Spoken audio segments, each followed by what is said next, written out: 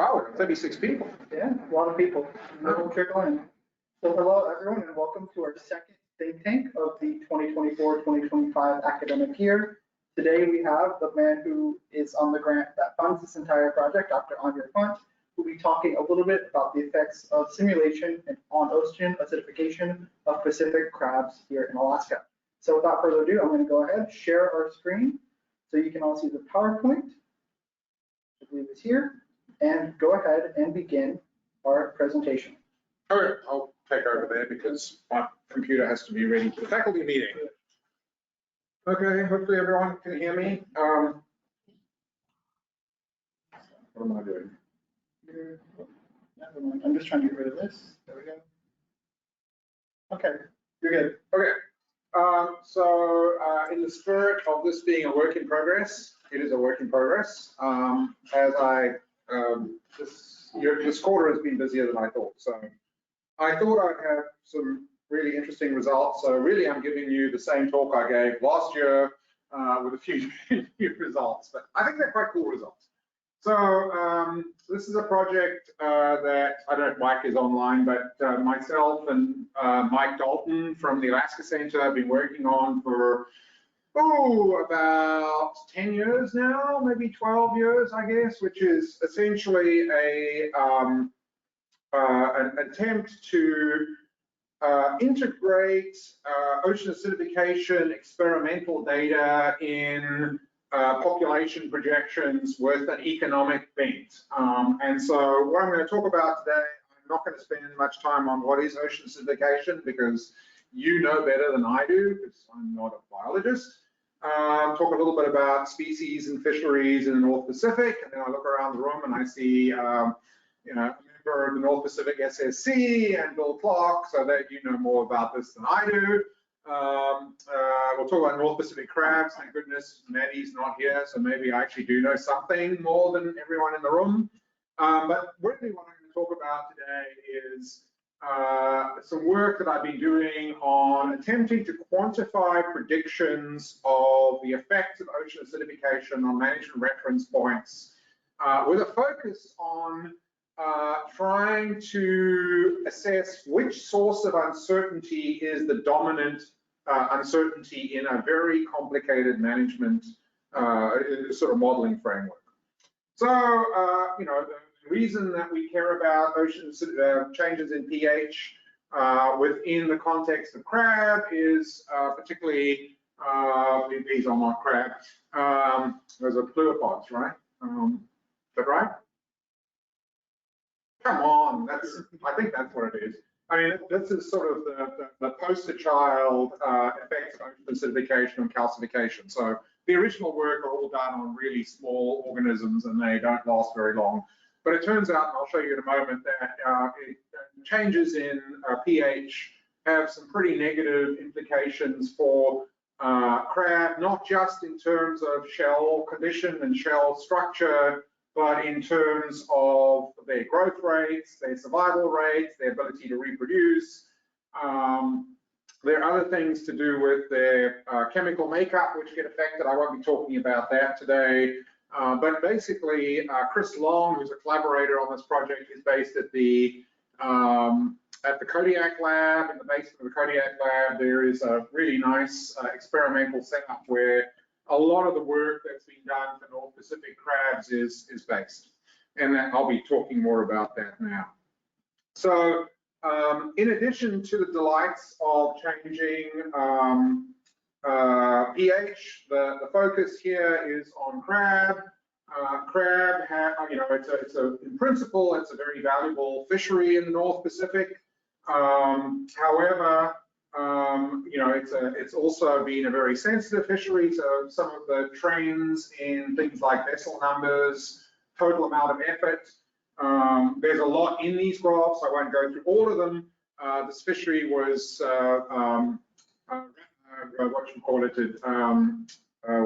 what begins with an R, rationalized, yeah. Although if you look at the fishery, and I'm not sure that that's quite the right word in retrospect, essentially rationalized in 2005, changed the number of operators quite substantially across the whole fishery. It's been a fairly challenging fishery for the North Pacific in the sense that when I first joined the crab plan team, I think it's 17 years ago now, which feels like a long time ago, there were fisheries for blue king crab, red king crab, golden king crab, and snow crab. As of this year, I think red king Bristol Bay is back, right? A little bit. Snow crab is closed. All the blue kings are closed. So it's been a very challenging fishery, and ocean acidification is not going to make life very easy. So species that I'm dealing with, I'll touch on at various times. I won't say much about snow crab because although there are no snow crab right now, it does appear that they are fairly resilient to changes in pH.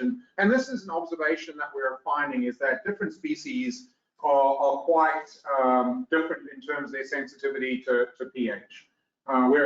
This talk, we won't be talking about golden or brown king crab, but there's some experiments going on right now, and the question is, are golden king crab actually going to be affected by pH, because they're apparently living already in low pH waters just because of their depth. So there's a lot of variability among species, and that'll come out in some aspects of the work. There's Bob Foy, who used to be a biologist before he became a bureaucrat. When we started this project, Bob was director of the Kodiak lab and was instrumental in actually starting this collaboration. Most of the focus is going to be on red king crab, a little bit on tanner crab. I'd hope to have more tanner crab, but essentially there's some interesting features of the results that I'm looking for feedback on as to what the hell is going on here. So it's not all about ocean acidification. As you well know, temperature is changing in the North Pacific, and some of those are the sort of key biological processes of survival and growth, depending on the stage of the animal, also depends on temperature. And one of the features that we'll be talking about here, or covering a little bit, your account needs attention, apparently. Great. I don't know what that means. Does it mean I haven't paid? No, that's not even showing up on your screen. That's great. Okay. All right, it's gone. Okay, perfect. All right, good. So we've been making forecasts of the effects of temperature and pH on various biological processes. And the plot at the bottom, this is for a couple of IPCC scenarios that aren't necessarily the ones I'm actually going to use. But the key point here is there's six lines in these panels. And essentially the difference between those lines is what emission scenario are you using, and also what climate or Earth system model are you using to do the forecast. So in principle, this is RCP 4.5 is closer to sort of all things get done the way they should be and life is good. And 8.5, which is, I won't be using, I'm going to use different models for my projections, but 8.5 is sort of business as usual, if not worse. And you can see that the lines here are the different models, and you get some quite dramatic differences in predictions out beyond about 2040. You start to really see some quite marked differences in the predictions. And so when we started this work back in the 2012, 2014s, we only had one Earth system model. So this uncertainty didn't exist. And now that we've suddenly got more Earth system models, we're finding that not only is our models uncertain, but our predictions of even what the value, what sort of expectations of climate variables are likely to be. So, okay, let's talk a little bit about methods. So the idea behind this overall project, the original idea was there had been a lot of work, ongoing work, at the top of this slide. So in other words, people had been looking at the effects of changes in pH on things like the hatching success of eggs, the survival of larvae, and the survival and growth of juveniles. So we'll talk a little bit about life stages, but most of the life stages that are the subject of experiments tend to be what we would call pre-recruits. So animals that are still too small to be seen in the survey and the fishery. And part of that, of course, is once you become a juvenile, it takes you a year, roughly speaking, to molt. And so your experiments are literally decades long. So the nice thing about these experiments is you're talking up to about a year of, in a tank. And up to 4 or 5 molts, which gets you essentially to pre-recruit size. So there's a lot of work on the sort of physiological experimental work is at the pre-recruit level, but from the point of view of the fishery, we're interested in post-recruit animals. So what we started to do is to say, can we link models of these pre-recruit stages essentially into a recruitment function for what amounts to a stock assessment? And then taking the results of a stock assessment and predicting them out, not just in terms of consequences, but in terms of economic effects. And we haven't recently looked at this, and certainly I won't cover it, but Mike Dalton has been using models to essentially link the effects of ocean acidification through population dynamics to impacts of communities and fisheries. But I won't be covering that here. So, but the idea is to come up with a sort of a multi-level model that takes you all the way from egg production all the way through to some sort of economic output. So from the point of view of sort of more complicated or more detailed version of what I'm going to talk about, so we're going to have at least 2 and eventually more models that are going to be linked, but we're going to start with I'll go through a little details, but essentially a model of pre-recruits. So you can think of those as eggs all the way through to about, well, it depends on the species, but about 25 millimeters carapace length. Now, pre-recruits are operating at a very different time step than recruits. Our standard stock assessment models are size-structured population models with annual time steps because that's what we do. But the pre-recruit model operates at a 7-day time step. So we're operating at a resolution that's sort of consistent with the stage duration for a lot of these juvenile stages. So there's you've got things like the larval stages, usually about 2 larval stages that we model, and they're about 6 days long each. So we're operating at the finest time step that we can. So some of the other stages that I've got in the model include megalope, which is, I think, like 4 weeks duration, and then you start getting into the juveniles, the really small juveniles. And so the idea here is that we've got a fine time step model so that we're able to capture the dynamics at the appropriate temporal resolution. That model is driven by pH and temperature scenarios calibrated through these experiments that have been done in the Kodiak lab.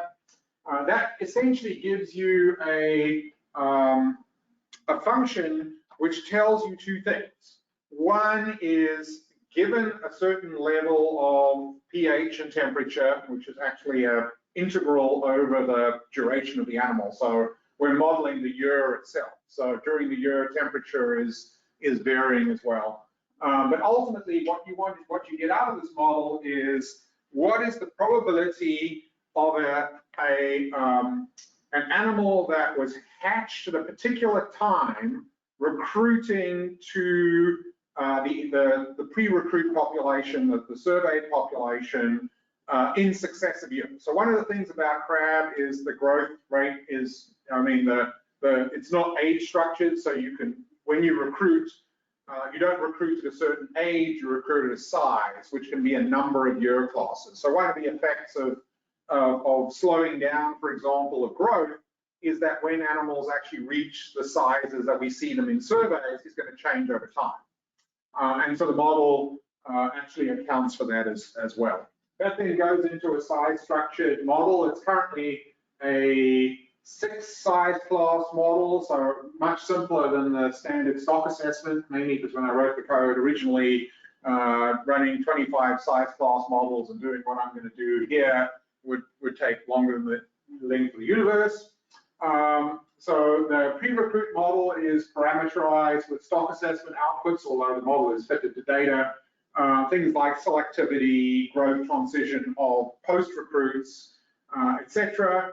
We then also have economic parameters, costs and prices. And ultimately, the output for the model is going to be three key parameters. So what is F35%, which is our current proxy fishing mortality rate for MSY? What is FMSY? So the actual FMSY role in the proxy, and then FMEY, which is maximum economic yield, and that takes into account the prices and costs. So just a little bit more information of how I modeled the pre-recruits, the juvenile stages. So one of the tricks with a model like this, one of the problems with a size structured model is it's based on a size transition matrix, right? So you've got a vector of numbers, you multiply by a matrix. And one of the challenges, which we only found when we started playing around with the model, is most of the time with the size transition matrix, there are heaps of off-diagonal elements. And an off-diagonal element means that you move from one stage to another. If you set up a model that's purely stage-based, there is some probability that a hatchling reaches 25 millimeters in like 12 days. No, it's not 12 days. 6 times 6, 36 days. That is a very fast-growing crab. And so the one thing we did, some of our early work, was came up with ways of essentially keeping animals parked in their stage until they need to leave. And the way we did that is using these sub-stages. So each stage is actually multiple stages in the model. And that slows down the speed at which a single animal can move through the matrix. So each of these you can think of as a sub-stage of duration 6 days. S1T here is the survival rate of stage 1 given some temperature or pH regime. So in this case, your probability of, if you're in the first sub-stage, you can get to the second sub-stage by surviving. You can also go into the, if you survive, and this is survive and don't grow, this is survive and grow, so P is the probability of moving to the next size class.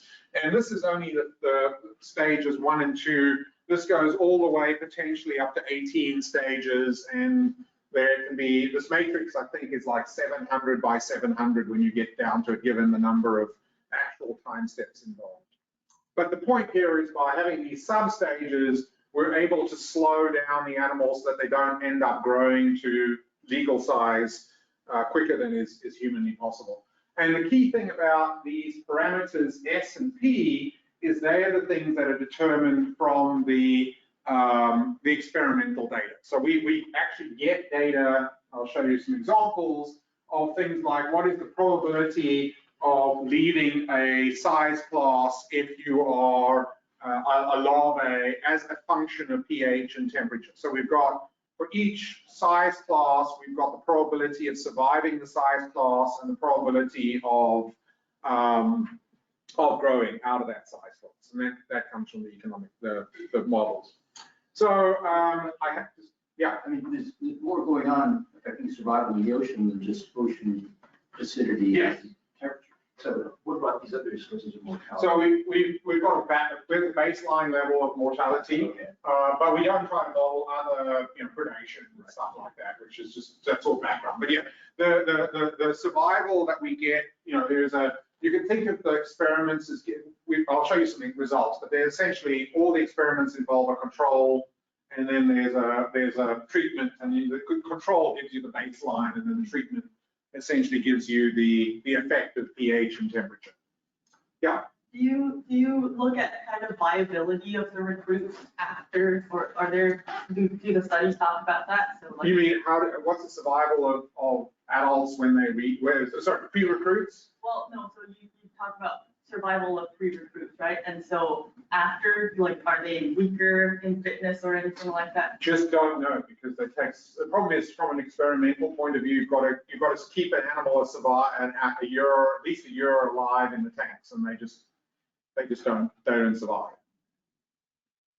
So yeah, in fact, that's one of the last sort of questions, is what happens to the animals that we can't really monitor in sort of experimental conditions.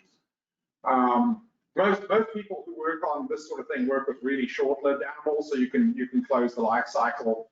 But for these animals, it's really hard. So just to remind people, what are my reference points? So FMSY is the fishing mortality rate at which maximum sustainable yield is achieved. You know, that's a classic quote that if you've been in any Hillborn class, you must have seen: a concept agreed by a biologist not to exist, by economists not to be relevant. In short, the most important concept in fisheries management. We often will use FMSY as a metric of definition of overfishing, and indirectly as what an overfished population is. So essentially, in order to calculate FMSY, you need a population model, and you also need a stock-crude relationship. If you don't, well, you don't need a stock-crude relationship, but then FMSY tends to be like infinite. So this is your standard for those people doing 559. Homework 3. Did you do 559 with me? I can't remember. I probably didn't even exist. It existed. But you would have done it. Okay, so MEY, same basic idea. So if we've got a yield function, and we assume prices are independent of volume, which I'll change later, this line is essentially a revenue line. The line through the origin is a cost line. Here's MSY. MEY is when the difference between the revenue line and the cost line is maximized. And so to calculate this, essentially you need a yield function, which you need for FMSY, and then you need price as a function of effort, or in this case, fishing mortality. So we can do that.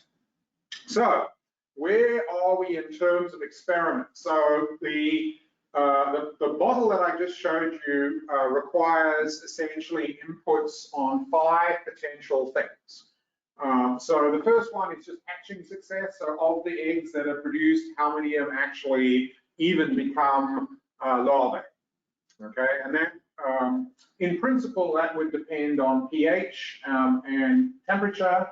In fact, all of these could depend on pH and temperature, and perhaps other variables as well. Larval survival, so larval stages for both red king crab and for tanner crab, we're talking 2 larval stages that I'm modeling. In principle, growth and survival would be things that you look at. For red king crab, we know temperature effects on growth, but in fact, we haven't got larval survival experiments yet. For juveniles, actually more work has been done on them. So we've got juvenile growth and juvenile survival effects. So we've got some complete bits. Oh, and megalopae in the middle here. We got no information about megalopae at all. I think that's probably because they're very funky phases to get hold of. And also all the larvae die before they become megalopae in the experiment. So you don't actually get any data. For tanner crab, it's a little different. We've got hatching success for tanner crab. We don't have larval growth. We do have larval survival, and we got juvenile and juvenile growth and juvenile survival. So for each of these, you end up with a function essentially that says, how does larval survival change if pH changes and temperature changes from ambient? So this goes to your point. So there's an ambient sort of level of survival and growth that gets adjusted by the level of pH, basically. And most of these are declining exponential functions because that's the way it works. Sorry, declining dome-shaped functions, so sort of flat and then comes down. Think about it as like a reverse normal distribution, for example. it stays fine for a while and then really tapers off. So the experiments, there's Chris Long on the left. This is some pictures actually from the Kodiak lab. It's a pretty sophisticated operation. Each of these little guys, so this is red king crab, so there's 4 zoeal stages. Each of them are in little tanks, so the tanks get bigger as the animal gets bigger as well. So it's quite an operation to be able to do these experiments, just to get enough replicates to do this kind of work. So the kinds of things that we get, this was a paper that Dusanka Polyak did for her master's thesis, published in 2014. The types of effects that you see when you actually run these models, so again, more introductions straight from the paper. This top right panel shows the yield function as pH changes. So the first panel, A, is sort of ambient. So you'll notice what you want to pay attention to is the height of the curve, which is the yield, and also where it's achieving its peak. So basically, as pH increases, I think this is 2010, 2020, 2040, 2060, something like that. Essentially, you don't see much of an effect until about 2040, when those dropping off functions really kick in. And you can see that both the yield comes down and the FMSY shifts to the left. So essentially, you get less yield and you've got a less resilient stock as well. There are a variety of other ways to look at this. The bottom left panel shows MSY as a function of time, and you can see by 2080, I don't think I'm too worried about my investments in crab as part of my superannuation. But if I was worried, Will, if you're going to retire, probably don't put your money in crab if this is right. This is red king crab. So this is one way to look at it, is just the locus of MSY points. Another way to look at it is on the left, which I find quite cool. Essentially, those are time series of yield curves. As you move forward in time, the yield curve is shifting down and to the left. And the dotted line essentially is the time series of FMSY, of MEY. And you can see it shifting as time progresses. So although it's not a function of time in here, essentially those are linking different times to get that curve. So, and then which climate scenario is this?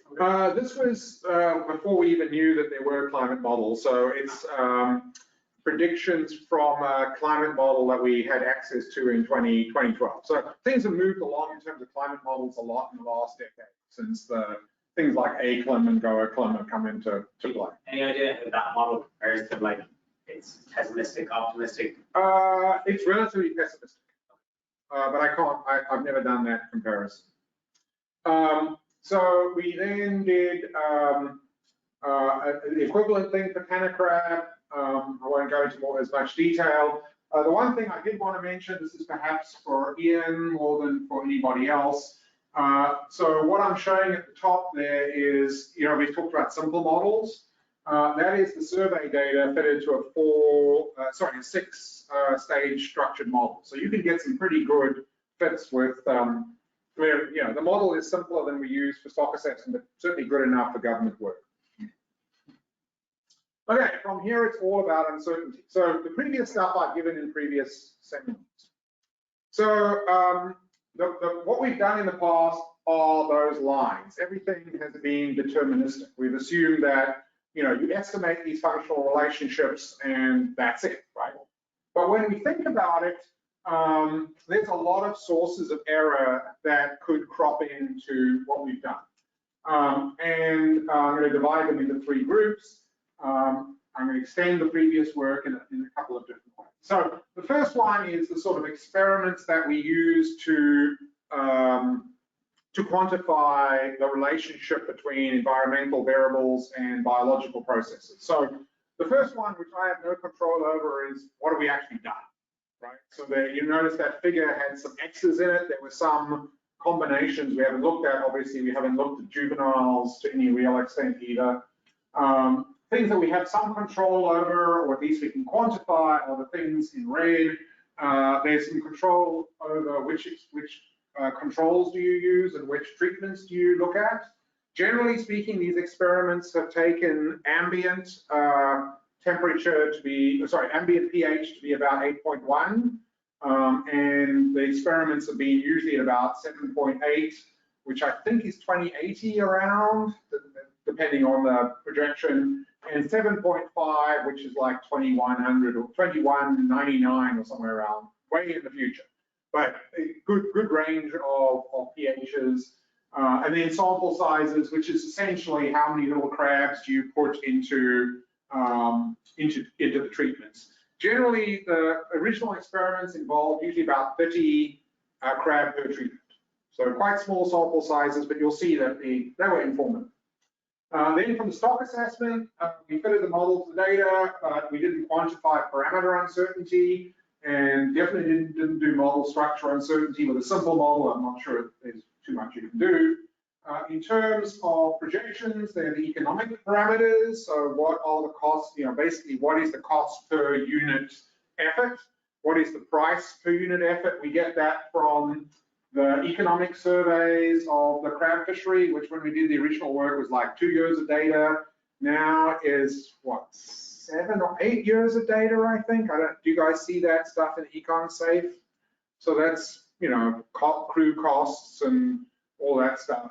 And then the work, I'm not going to talk on it because I haven't got the graphs here, but the one thing that we've been looking at recently, now that we've got more years of econ data, we can start to ask deeper questions like, is there essentially a demand curve and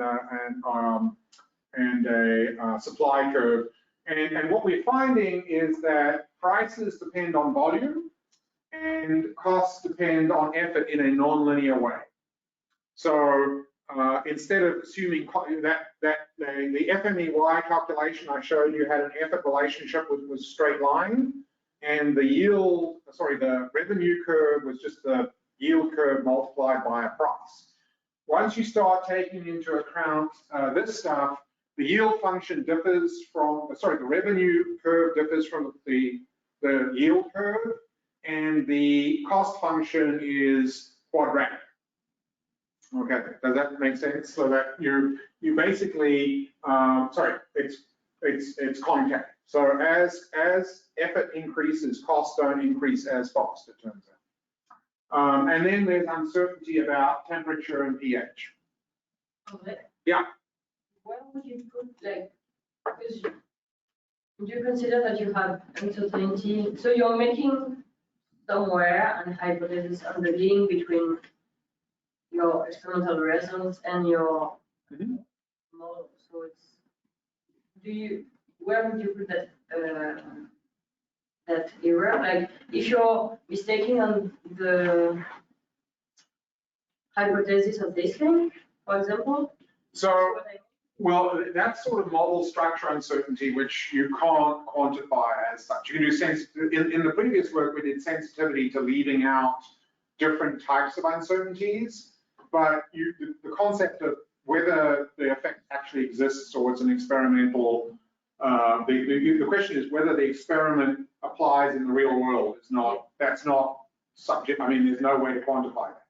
Okay, so this is something which you're sort of stuck. Otherwise, yeah, you're gonna have to wait for the next 50 years, and then hope that you can interpret changes in abundance. So yeah, I'm pretty sure snow crab collapse isn't pH, for example.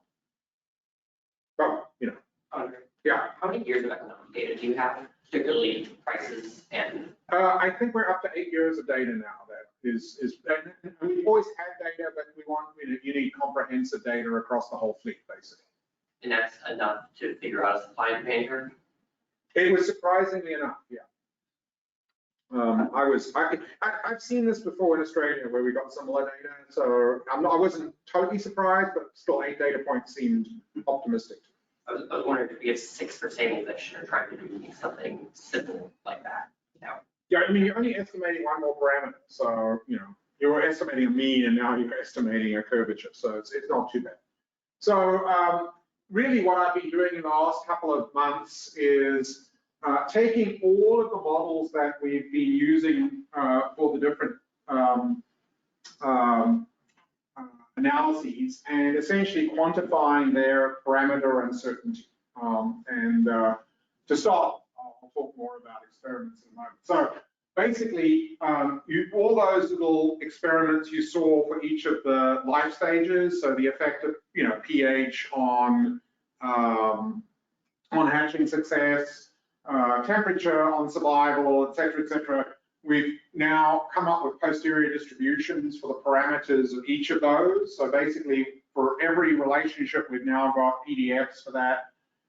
As a result, you can essentially take each of those posteriors and then merge them into that pre-recruit model and come up with a posterior distribution for the probability of egg surviving, right?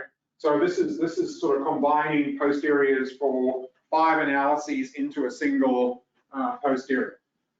We quantified parameter uncertainty in the stock assessment using Bayesian methods. Same with the economic parameters. So we fitted that model. The posterior can get a little funky because with 8 data points, there's a lot of uncertainty. And then we've got alternative scenarios with temperature and pH. So part of this game, you're joining a game, where are you going to put your money? Okay, this is the real ultimate question is, if I've got all of those things, right, and I've got a certain amount of money, which the project hasn't got far enough to know how much money I've got, nor how much it costs to fix these things. So, where would you put your money? So, maybe, I'm not sure if this is solvable without more data. Yes. I'm not betting yet, but I'm curious, for the first part, did you have to reanalyze the original experiments? Yeah. Well, no, I had models of the experiments. I just had to do full posteriors, which I hadn't done in the earlier work. Thank you, 80 nuts. Otherwise, I'd be still doing it. But yeah, so part of this is, which is the most important? Anyone want to put their money on the table yet? Should we do more experiments? Should we get more assessment data, get more economic parameters, find out which temperature scenario we're dealing with? No? Stock assessment? Okay. Do the second for the really like Yeah, the probability. well, these two are really the same thing. So this is. But which experiment do you want more data on? Do you want hatching success, larval survival? Can you see what this problem is about now, right? This question is, which piece of uncertainty is the one you want to get rid of? Okay, turns out it sucks. Okay. So firstly, thank you to Cole, without whom I would not be standing here because nothing would have run. This is just some posteriors. All of you have used 80 nuts and shiny TMB. It is so much more fun than trying to do it the old-fashioned ADMB way. It really would not have ended well for me. Okay, so where am I? So this is an example of some output. So what I've got here is this is for red king crab, I believe.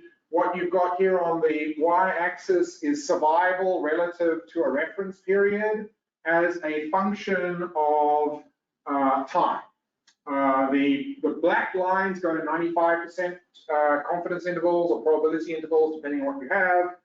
The white is 50%, the red is the posterior median. So if you look at that, it's pretty noisy depending on what you've got, but the trend is not upwards. Yeah. So the reason it looks like that is because you're using a single climate projection? Yes.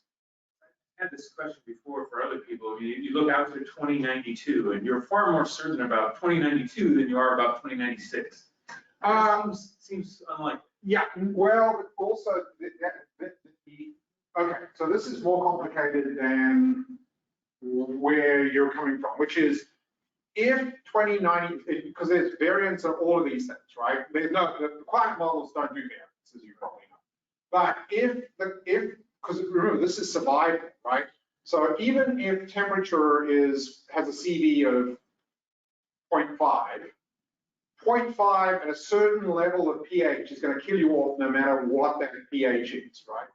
Similarly, if pH, well, this is temperature mainly, because pH doesn't actually have nearly as much variability, but if temperature increases, the variability blows up. So the variability in survival is a non-linear function of variability in the environmental variable. So you can get a lot of certainty if basically it doesn't matter, you know, if it's pH, if it's 7.4 or 7.3, it really doesn't matter because you're dead.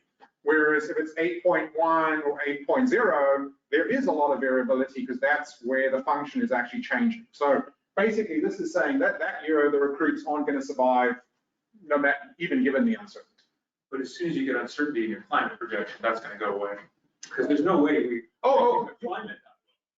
you'll see some of this coming up, don't you worry. So what I've been able to do, the ticks just say where I was. I've managed to do all the simulations. You know, there's as Ian says, there's a lot of differences in variability in different years, and that's because these are very nonlinear functions. These things don't equate all the way through. So essentially, this is another way of looking at the data. Perhaps this makes you happier in a sense, Ian. So what you've got here is for a particular climate scenario, FMEY going from 2019 through to 2099. 2019, given everything, we've got a pretty good idea of FMSY because we're in the ambient state, so there's essentially no effect of the OA. And then as we move into the future, there's a lot of variability, and then in fact it starts to shrink as basically the stock vanishes, right? So you've got some pretty weird long-term patterns because you've got all these different uncertainties and nonlinear functions interacting. So let's get to some bottom lines. Maybe this is what you were thinking about, Ian. So what this is these are projections of red king crab. You shouldn't look at the end there. That's actually, that's just the model being run with the same. I didn't actually have temperatures beyond 2080, which I only noticed this morning. So what you're seeing here is projections of survival of red king crab as a function of all the uncertainties with the different climate models in there. So I'm using different climate models. So this is SSP 126. So that's sort of where we, you know, that's the high mitigation scenario. So this is, if you see a 126 here, essentially there is little effect of, there is less. I want to explain what 126 actually stands for. Albie, you know these better than I do. 126. Yeah. I don't know how they number that, but it's the lowest. The lowest impact. Highest mitigation, lowest emission. And 585 is the opposite. Right. Yeah. What are the two columns? Oh, sorry. The header is above the slide. So this is survival. Yes. And this is time to recruitment. Oh, okay. So not only do you have a negative effect on, well, they're interrelated. So if you think pH slows down growth, that means that you stay longer in a stage. And for these juvenile stages, these animals are dying pretty rapidly. Mm-hmm. So slowing down growth is essentially the same as decreasing survival.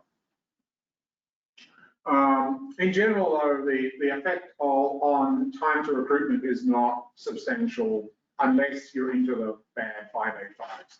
But if, you know, this goes to your point, Ian, there is an enormous amount of variability due to which, you know, what that actual sequence is.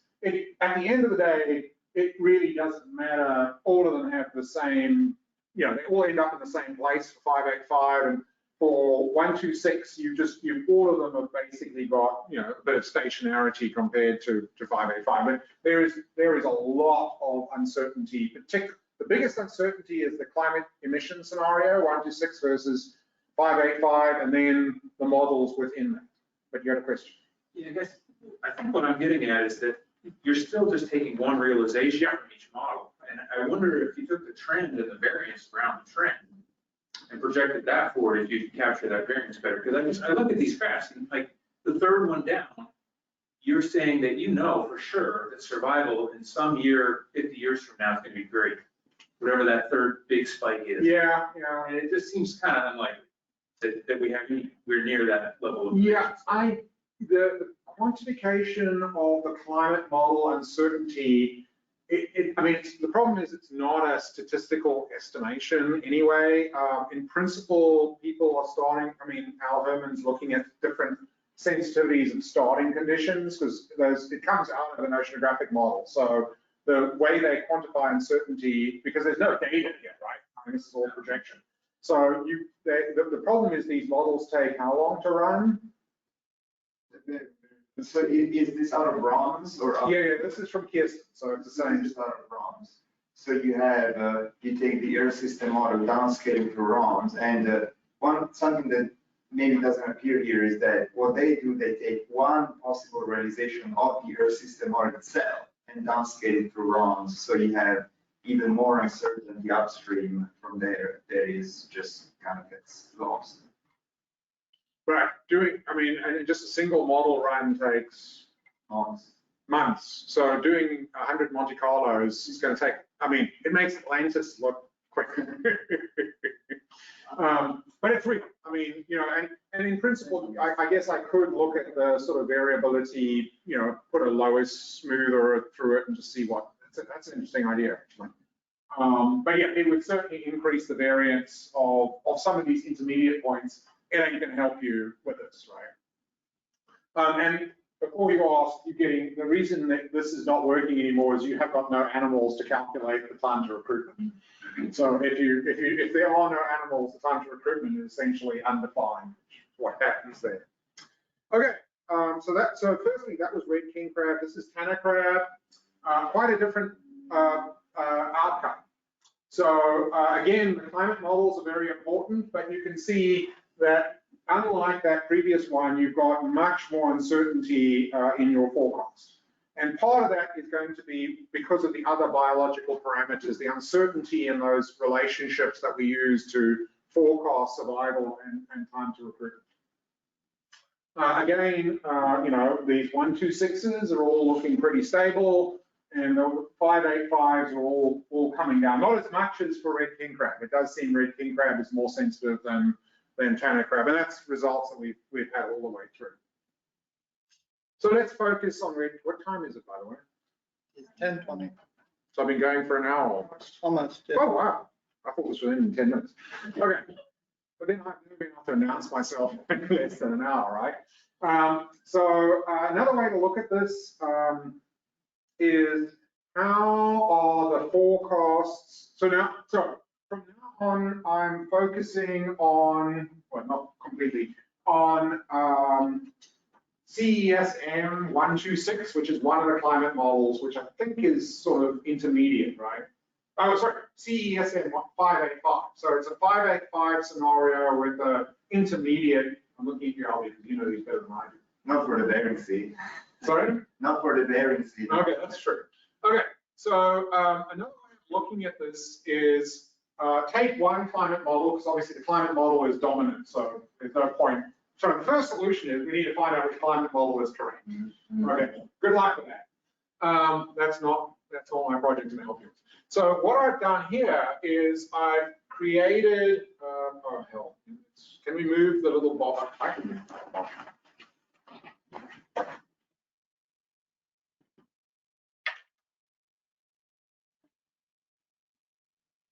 Why doesn't the ball want to? I think you only move it up and down, unfortunately. Okay. Well, what have you done? Okay. So we'll try and work out what's going on. So what this is that model I talked about had all those stages, and I've been talking about survival from eggs all the way through to pre-recruits, right? So what I'm doing here is I'm actually showing for each of 5 stages, so Z1, Z2, Z1, Z3, these are zoale stages, they're the larvae. C1, I don't even know what that is, C4, maybe C6. Yeah, so that's Z1, Z3, C1, C2, C4. There's up to 8 pre-recruit stages. And so what you're seeing here on the y-axis is the base model that includes all the sources of uncertainty and their variances. And then what I did was I said, well, what would happen to these forecasts if I knew if I took away the uncertainty in a process? So juvenile survival, juvenile growth, and larval survival, and larval growth. And you can, from this, essentially start to see which source of uncertainty is dominant for which particular stage. And how does the uncertainty sort of go through? And what you start to see is that juvenile growth is the one that makes the biggest difference to the variances of pretty much everything. It doesn't affect the larvae, because obviously it's not a larval effect. And then the other question is, why is the uncertainty for these guys higher than the uncertainty for those guys? Both Cs, which are juveniles, juvenile growth affects both of them. Any ideas? C1 is the first little crab that looks like a crab. And essentially it's a really short stage. So because it's a short stage, there's less, the uncertainty doesn't propagate as long. These C2, C3, C4 are longer stages, they're up to half a year long. So there's just more opportunity for environmental effects to impact them. And of course, if you're an experimenter, these are the easiest guys to do the experiment on because they don't die as quickly, right? So this is one way to look at it. Yeah. Is it a kind of leave one out uncertainty source?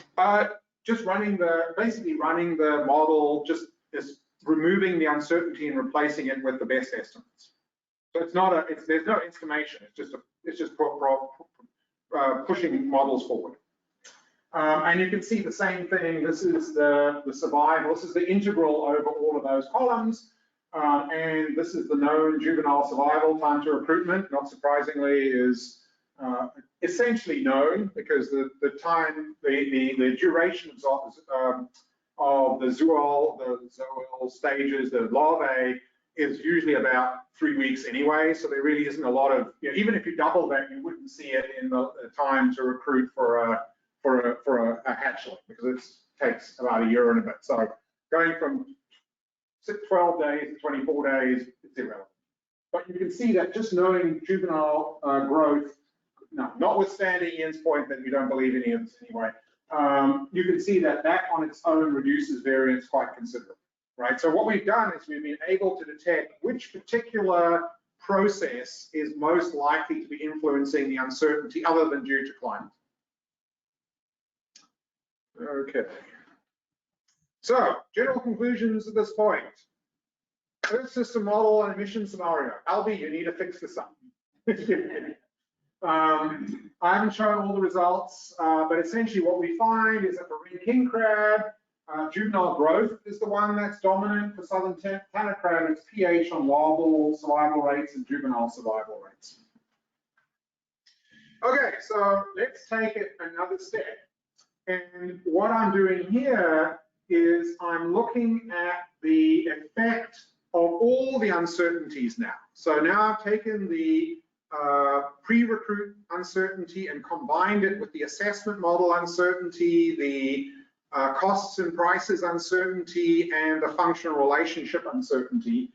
And I'm showing you, to start with, this is FMSY, F35%, FMSY over F35. So in crabland, F35 is FMSY, right? That's the definition in our crab management plan. And for Ian, that's actually how I get steepness. So I essentially choose steepness, so F35 is FMSY. And then this is FMEY over F35%. And what I'm showing here, I'm going to show a couple of these plots. This is by decade. Hopefully that's 39. By decade, what is the value of the reference point? And this is again for that CESM 535 scenario. I'm not going to do all combinations. You can see that, again, there's the temperature signal. So in fact, FMSY actually increases briefly. And then the temperature and pH catch up with it and it goes down. Again, if you squint, you will see that the red boxes are narrower. because that's the one where I'm assuming that you know what the juvenile survival is. So that's showing that not only is juvenile survival important in, juvenile stage duration is important for survival, but it feeds through into the reference points as well. Okay. Otherwise the uncertainties are sort of all the same. So we can take that a little further. The plot on the left-hand side is meant to confuse you, but essentially that is the uncertainty over time in those 3 reference points as a function now of the base model for everything except I'm changing the climate model. So as you go through this, you will see that the bars get narrower as you get into the future. It's basically for the high emission scenario, they all die. So FMSY and F35 all go to 0. The other thing you find, which we found in previous work, is that FMEY goes to 0 faster than FMSY. So basically because there's increased costs, right? You're not getting as much revenue, but you've got to pay more to get there. So economically, it's worth not fishing, basically.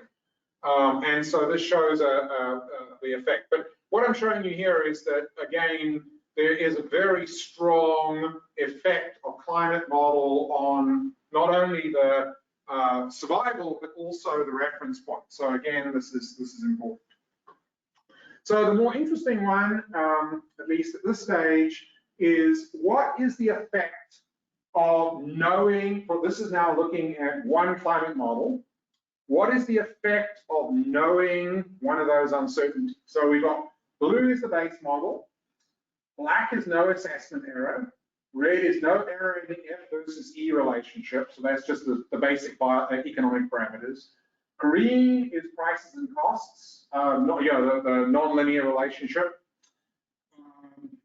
Whatever that color is, coffee. F versus E is just the fishing mortality effort relationship. Then the prices and costs, and then the non-linearity is the khaki, and the black is the pre-recruit model. So there are a few things here. One is that it's very evident that the pre-recruit model is the most important uncertainty by far for F35 and FMSY. Now, remembering that FMSY is not affected by costs and prices, right? Because FMSY is not economic. I've got a little bit of a concern. You see that this is the median, and when I go to known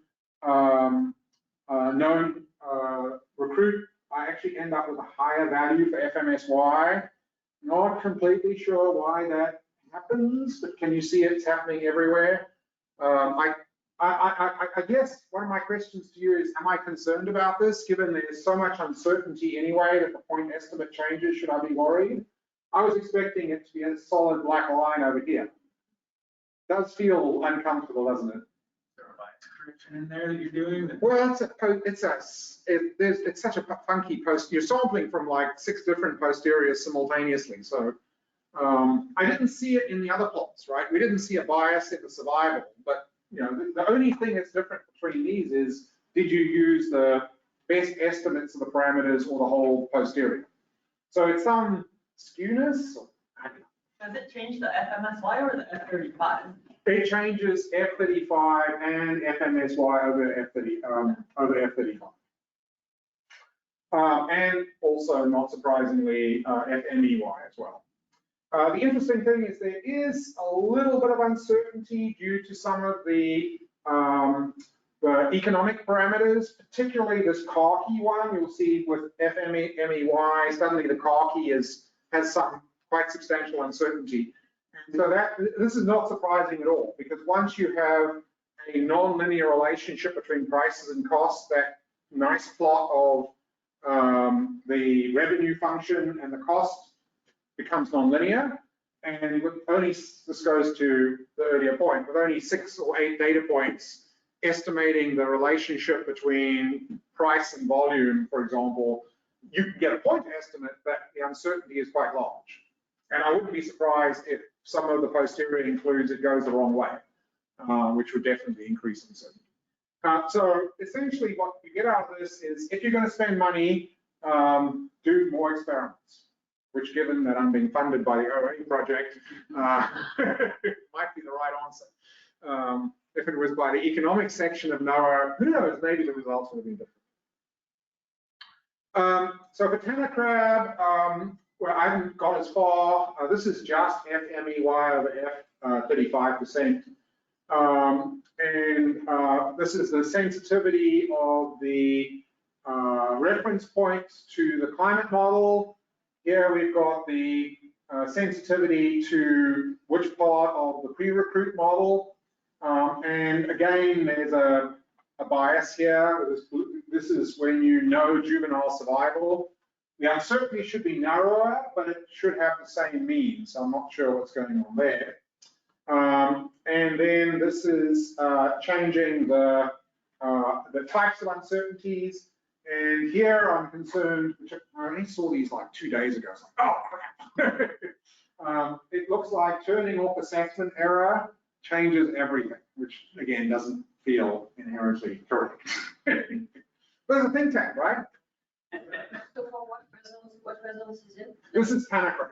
Yeah, but what indicator are we looking at? Oh, this is FMEY over F35%. But essentially, this just doesn't, I mean, if I showed you the other plots, they would have an outlier when you know the assessment.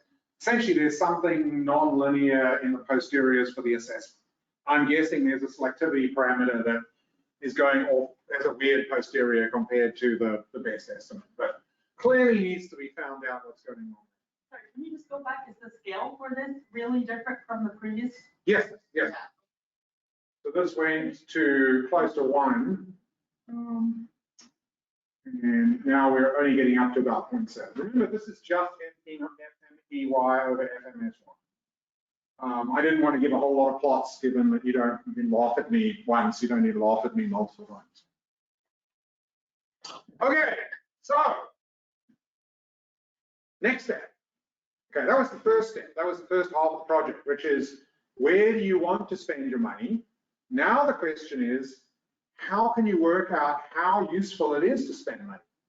So this is our list of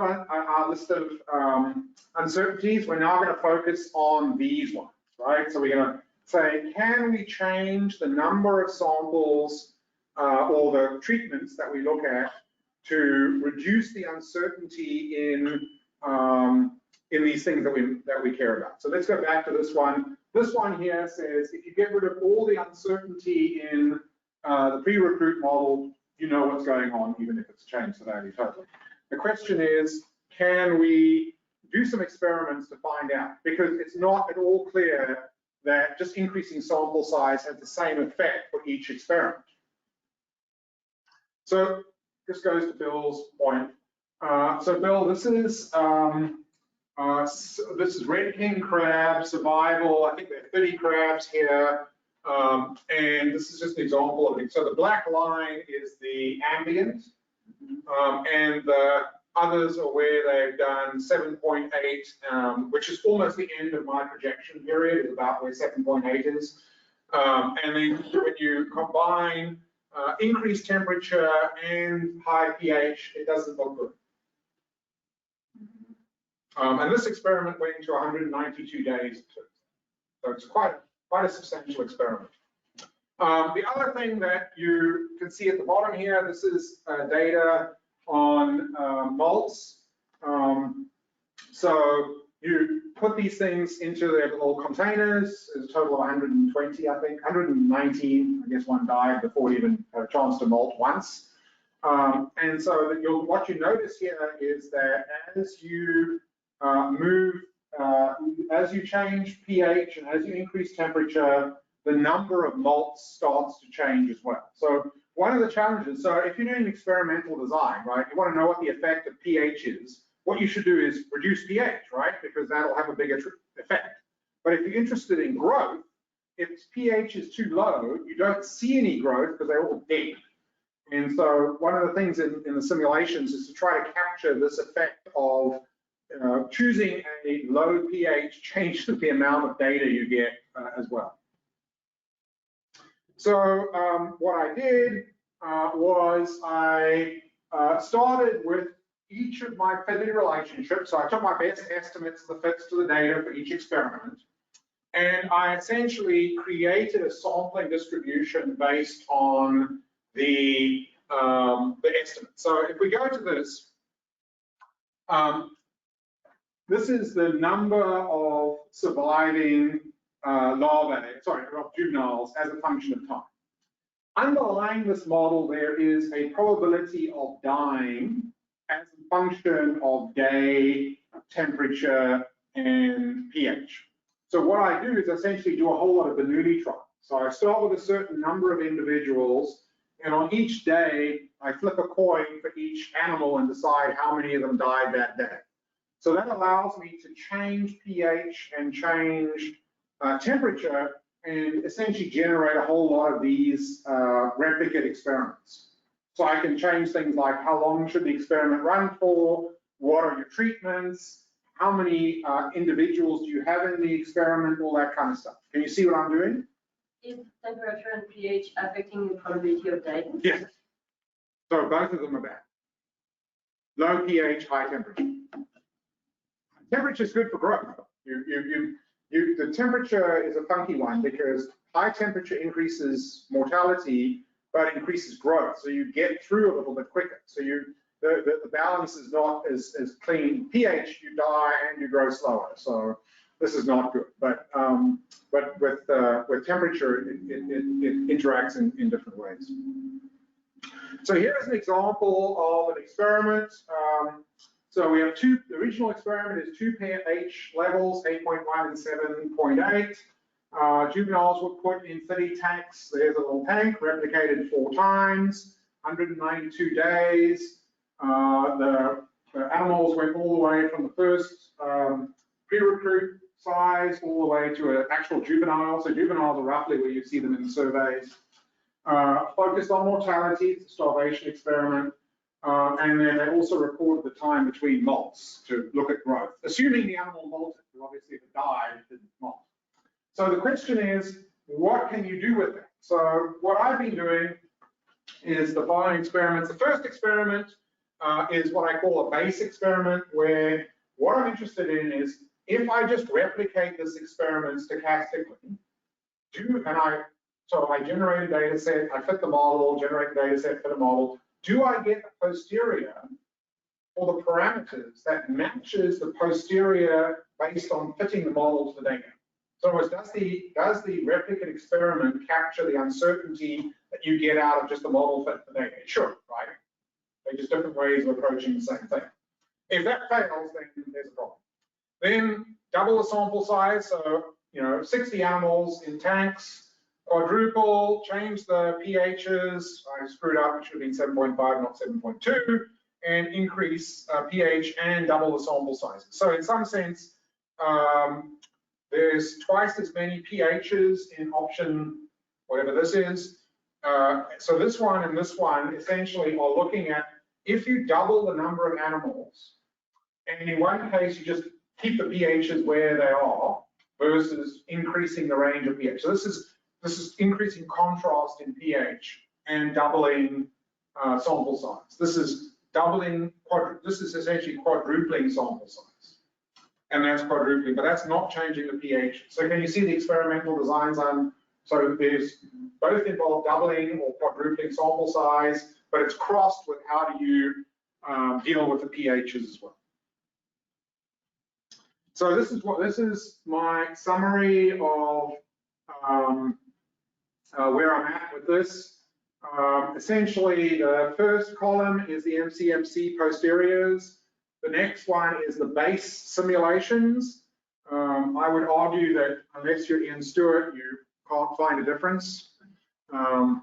If you're like Bill and myself without 3 pairs of spectacles, you can't even find the slide, let alone see the differences. So basically what you find is that, and I've got this is things like root mean square errors and stuff like that. They're actually very, very comparable. Once we start doubling the sample sizes and quadrupling the sample sizes, you will see that those intervals get narrower, which is what you would expect. Interestingly enough, keeping the sample sizes and adding extra pHs, which is equivalent to this one, and this one is doubling the sample size with extra pHs, it actually didn't help. And I think that's because they're dying so quickly that you just don't get a signal out, but not completely sure yet. But it turns out that, the best thing, in this case, would be to increase the sample size, but don't push it too far, basically.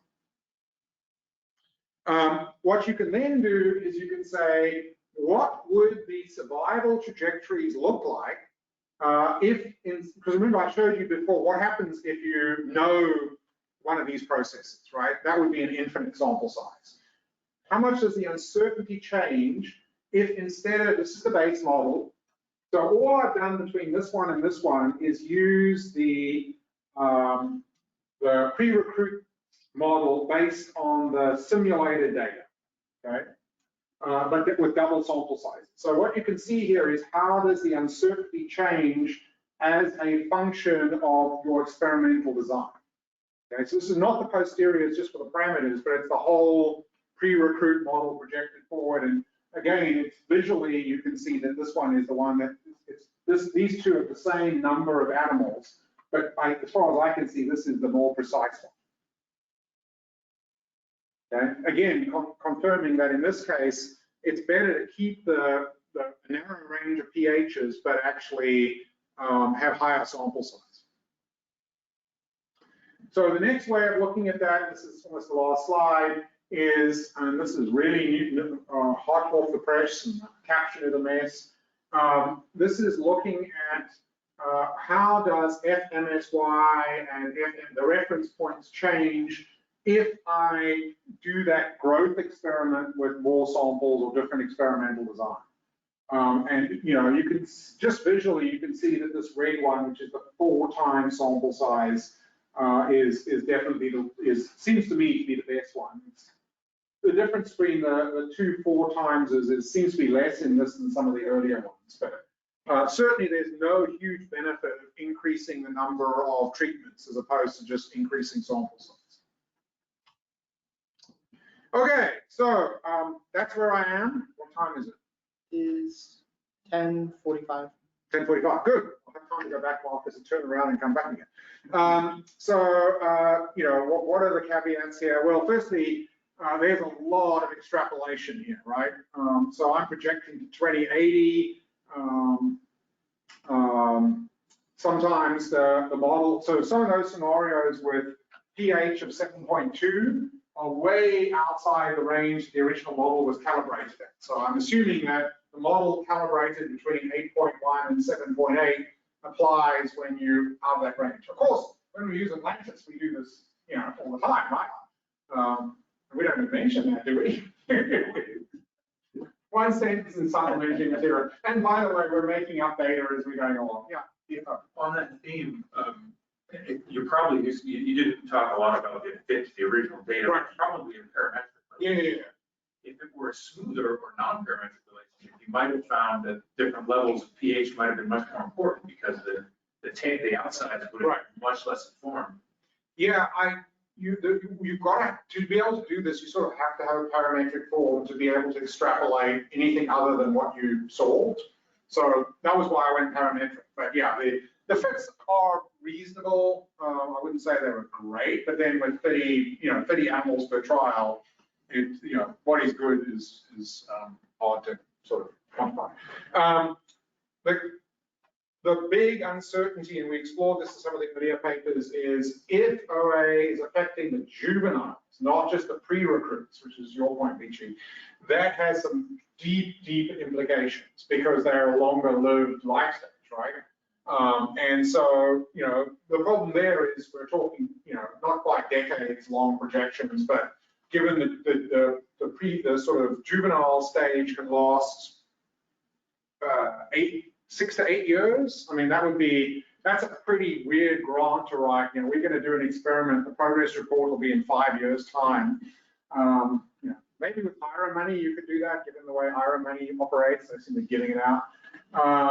But yeah, so that's one of the big unknowns for all of this stuff. Density dependence is assumed to be in the recruitment process, which is sort of what we assume when we do the stock assessments, but also, yeah. OA and climate not just affect growth, but also we're suspecting it affects fecundity, and that we haven't really got data on. There is interestingly some data where people have captured, so we have these experiments where you basically put a larvae into a tank and you ocean acidify it, right? But there have been some experiments where the female was in ocean acidified water when it actually spawned. So there's sort of the embryos at least were developing in sort of adaptive conditions, if you want to call it that. So that work is still in progress, and it's again, it's a hard thing to do because you've got to basically spawn crab in the lab, which is a messy thing, not an ongoing thing. Adaptation is likely to occur. Point of this model, there is no adaptation basically. So, and golden king crab maybe have already, to some extent, adapted to low pH because they're already in low pH waters. There'll be ecosystem effects that we don't quantify. So basically, what's the effect of moving predator populations, prey populations, all that stuff. This is all single species. And then, sort of deeper issues, how do you simulate an experiment that's never been done? I don't know what the benefit of an experiment that I've got so essentially what I'm doing is I'm using the existing experiments as pilot studies, basically, to evaluate the benefits of doing more.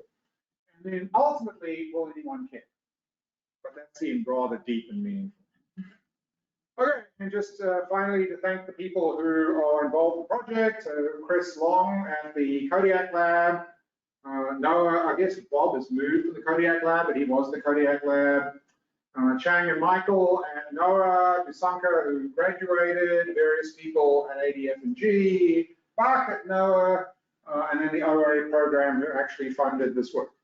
And that's as much as I've got today. And you notice it is definitely a work in progress. There's still more to do.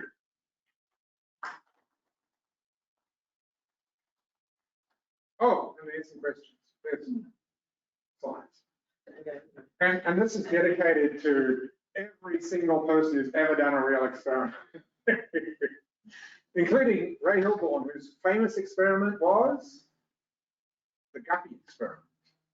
You know about the guppy? So Ray had this great idea. He was long before I met him. But allegedly, the story goes, Ray was going to test the shaker model. So what he decided to do was to put a whole bunch of guppies into a tank and then watch the population change and fit the model to real data. Unfortunately, he got I think he put seawater in and put the guppies in the seawater, and it turned out carrying capacity of that ecosystem was 0. And we didn't learn very much about stock recruitment. So yeah, so I think I'm going to look at that uncertainty in the around the climate model as well. I think that's actually a neat thing to do. Not quite sure how to do that yet, but. Okay, so we'll open up to people here, and for the people online, Yeah, I'll go ahead and take over. Yeah, I will unmute you because I forgot to do that at the start. You guys can go ahead and ask questions. So I've been talking on mute. Well, you're fine, but the people online can't. There are a lot of people who've been wanting to mute me for a long time. Yeah. Okay, questions? Yeah, Julia. I'm a bit surprised to, I don't know, to see that the per-pit model is the most important source of error, because I would expect that this uncertainty on the early life stage is kind of well known and exists anyway, so wouldn't it get dampened in more uncertainty that you have, or there is not much variability in the survival after you? Oh, there's a lot of variability. The key assumptions in that regard is that you're assuming that density dependence is occurring before the pre-recruits and the larvae. So basically you're not assuming density dependence post-recruitment. Once you've got density dependence post-recruitment, then a lot of that, this would dampen out basically. So where you assume density dependence is really important. And where are you assuming it? In the recruitment process, in the spawning process. Not, Which is the usual assumption for crabs? it's the usual assumption for crabs, but it's not based on data. Okay. But again, we've got no, I mean, we never know where density dependence is, but if the later the density dependence is in the life cycle, the lower the effect. But the more this will be dampened by density dependence. Obviously, if you get no recruits, then it doesn't matter what your density dependence does. But yes, if the density dependence comes in later, it'll dampen this effect. Okay, we have a question online from Ian Taylor. At what point do you decide that the crab predictions are precise enough and shift the money and effort to finding alternative jobs for crab fishers or fighting against the ocean acidification or climate issues? Well, I think we should all be trying to address OA and climate issues irrespective of crab. I think it's hard to say, and the good thing is Ian Stewart is actually in the room. I think the crab industry are aware of this. Whether they believe the predictions, the model, I don't know, but there is certainly an awareness within the industry of the effect of changes in pH. Is that fair, Ian, would you say? Yeah, I mean, the industry have always been interested in our OA work. No, perhaps not my modeling as much as Chris's experiments, which are, more sort of real, to be honest, than modeling. So there's definitely interest. I'm not sure anyone's ready to start shifting money and effort. And most of our predictions suggest that you won't see a deterministic effect until about 2040. And with the uncertainty, which is new, I haven't done this before, I suspect it'll take even longer for a detectable effect to actually occur in things like reference points and stuff. So the good news is I'll be long retired. Hopefully dead, so no one can say I got it wrong. It's like yellow eye rebuilding, right? No one can ever say you got it wrong. Albie. So I was seeing that you have basically your worst case scenario climate model says that they will all die anyway, so the uncertainty is very small, whereas the most optimistic one has some stationarity right built in it. So have you explored anything in between those, and can you say how bad it's gonna get before it all starts going downhill? Because one thing that people say of the 585 model now, or since a couple of years, is that it now seems unlikely to actually occur, and there are other more intermediate spots that are probably what's actually gonna happen. Yeah, no, I mean, I haven't got a intermediate run. I think they are 216 maybe, is that the number? I don't know what the number is. 2, 4, 5. I'm not sure what they were, because I don't know what you have already. No, I've only got these two. I haven't got the intermediate ones.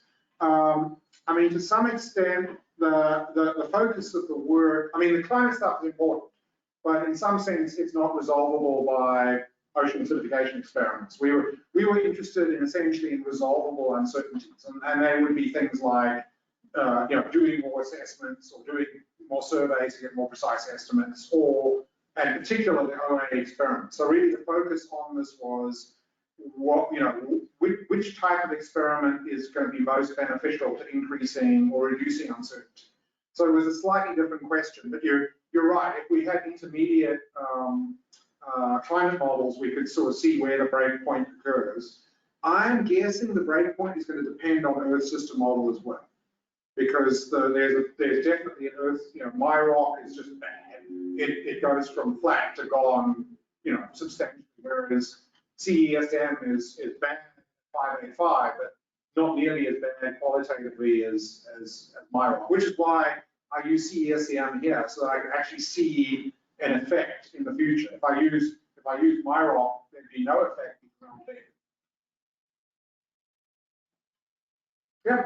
I feel like most of the ocean acidification work that I've heard of tend to focus on corals and stuff like that. And so have you looked at how they, like how the coral people have, dealt with their experiment results and the kinds of experiments that they're doing compared to what, I mean, obviously crab are very different from coral. But, are there lessons learned from there that you could apply? I think it's the other way around in effect. When we wrote that paper in 2014, I think we were the first people to take what amount of, pre-recruits and juveniles, which is where, the easiest research is to do given the length of stuff, and actually take it at the population level.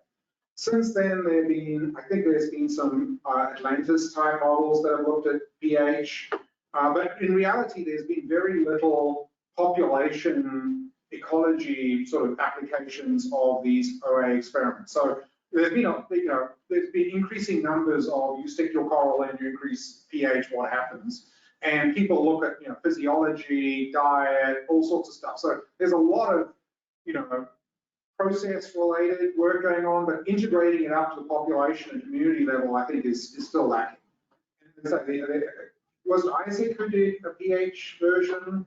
Yeah, for Dungeness, I think Dungeness crab on the west coast, they did something. Beck has done something like 10 years ago in Australia.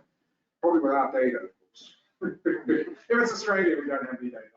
But we're never constrained by lack of data. We've got good models. What do you more do you need? But yeah, I mean, that is a very valid. I think it's a when we did this, I did a lit survey, and there was literally absolutely nothing. There were people who had done models of what happens if survival increased, but they weren't then parameterized using real data.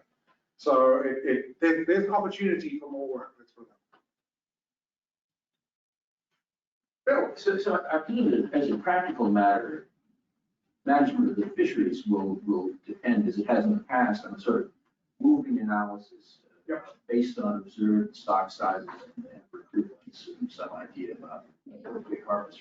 Do you see these and certainly these results will affect in a qualitative way one's expectations of the future, but do you think you see them informing management?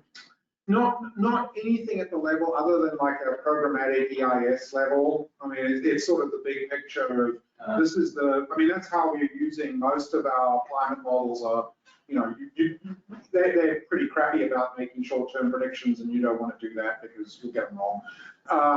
We're starting to develop more tools that have some short-term stuff, but the pH stuff is not at that level. So it's really looking at the long-term.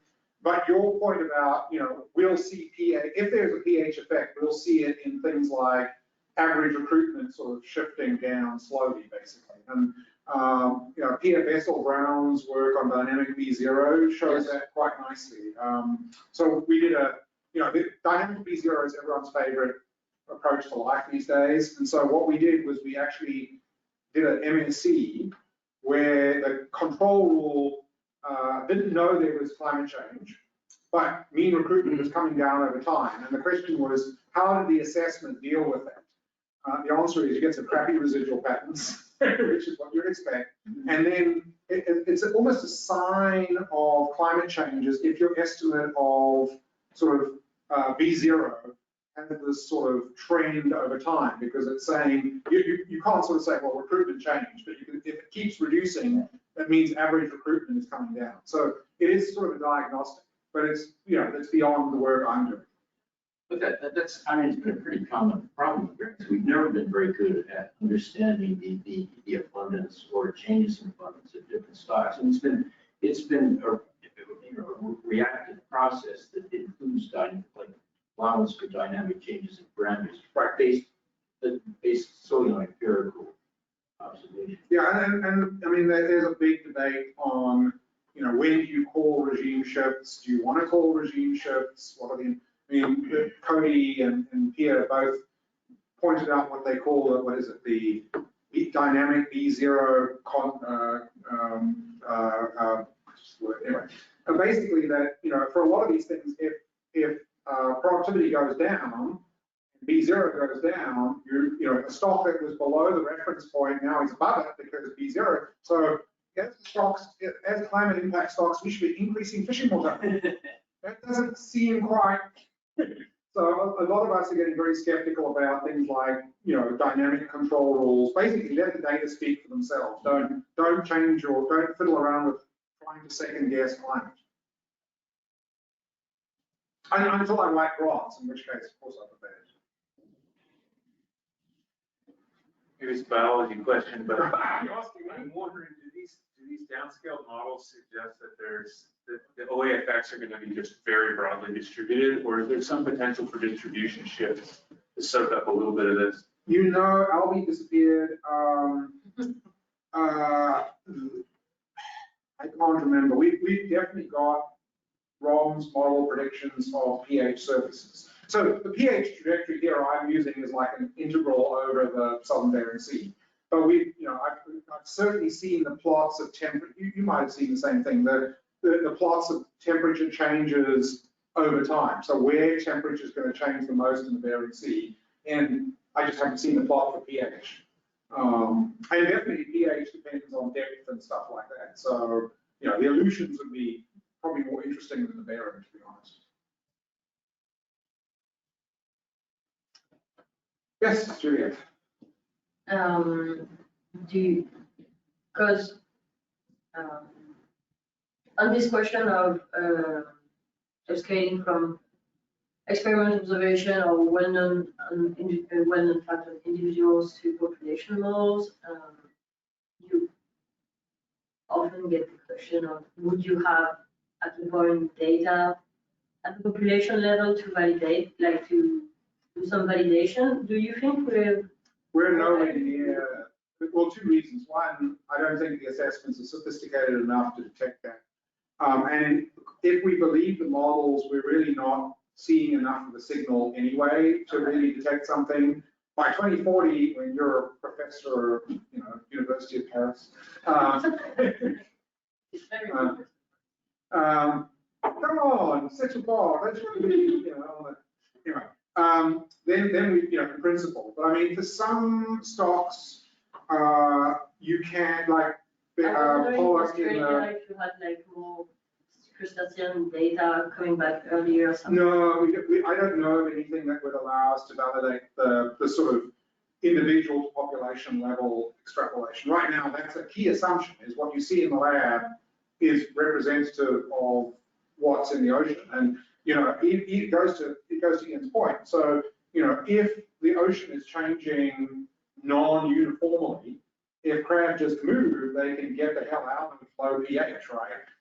And that is not something I have any ability to really do with this. I mean, other than we're calculating average, right? That's how our pH and temperature is defined. But if there's a refuge, I don't know if there is. I haven't looked at those plots, but you'll get some automatic adaptation. And with your simulation, would you be able to determine what's the level of effect you would need to see something in the population level? That certainly could be done. I haven't even come close to starting to do that. So what you would do there is, right now I've got a population model that goes to 2080, right? And so the question is, if you simulated data from that population and put it through the estimation model, could you detect like changes in average recruitment and stuff like that? I haven't got that far. I'm not sure I will, but you could certainly try that out. And then that would allow you to say, at what point can you reject the hypothesis that recruitment is at least constant, basically, which I think is about as strong a test as you're likely to get. Yeah. I think this variance partitioning is a really interesting way to do it, and a really powerful tool with a sort of a caveat that it's sort of a one-sided test. You pointed out, a lot of things you can't test. That's right. But where it's really strong is it can tell you of the things you've already done, which ones do you probably not need to do more of. Exactly. Yeah, that's where it's really important. Yeah. People like to do the thing that's easier to do, which is probably the thing you've done already. Hatching success. Yeah. We've got like hundreds of thousands of, the good thing is hatching success, you take an egg, you put 100 in a test tube and you count how many hatch. We've got really good data on that. And it's the easiest thing to do. And it actually has almost no impact on anything. But it's, you're right, you pay it. But it turns out the hard things are the things that, like the one that I'm really most concerned about is impacts on juveniles, just because of how long they live. But of course, they're the most difficult to do, decent experiments on. So I think you have to go to Juliet's code, and you probably have to get it vertical. But we shall see. So one of the next part of this project, assuming that we still have a government in December, is, yeah, well, what can you do? I mean, it's beyond my control, is to actually start to put in some of these hypotheses into the stock assessment. So we're planning to, we've talked, extending the crowd assessments to have like nonlinear relationships between environmental variables and biological processes. And so the experiments essentially are a likelihood component. They tell you something about it, but then the question is, what do the empirical data tell you? So, my vision for the future is sort of bringing, instead of fitting models to these data outside the model and just saying, well, we know what it is, putting those data into the stock assessment as part of the likelihood. So following last think tank, will you do it as dynamic structural equation models, or will you do it as one-off relationships? For now, it'll be a one-off relationship, but it's coming. The Gmax will be TMB, but not before the next project. But given all that uncertainty though, do you think it would be a bit premature? Or? I'm a great fan of developing frameworks and then letting things eventuate. I mean, I'm hoping that people will pay attention to these results that say it'd be really good to do more stage duration experiments, and they are the hardest because, as you change pH, you change the number of animals that molt, right? If you kill them all before they molt, you learn nothing about the effect. You just know they're dead. So, I'm hoping that someone is paying attention. Yeah. This, because you had your paper like 10 years ago, which was showing some effect on MEI and FMSY and so stuff that interests managers more, maybe. Mm-hmm. And so now that you've been showing that everything is subjected to a lot of uncertainty, like, do you think that the message is less powerful or something? I don't know if the message ever got through. Anyway, I'm not sure. I guess I'm looking at it. I developed this project thinking, well, firstly thinking about how to invest in experiments, right? Which I think is a good thing. I think at least in the North Pacific, people are more sophisticated enough to understand that things are uncertain, as opposed to jurisdictions. If you don't, my favorite one is I don't want an estimate, I want the correct answer. Okay. Sorry. So do we. Yeah. So I think the management system it sort of turns it around. When I look at my own work, I think, well, these are the uncertainty estimates, right? So it's more the other way around. That I think that's the expectation rather than,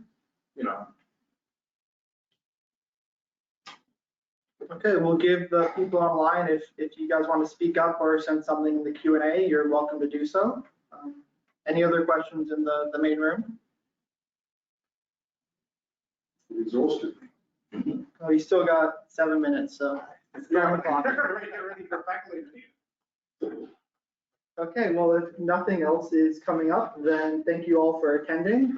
Next week, take a break from voting on election day. Come see Kiva Oken give a talk here for Think Tank, our third of the quarter.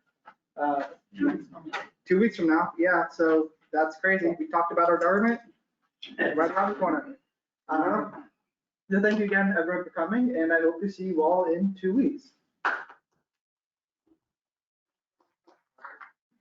I'm sorry, clapping. That's you.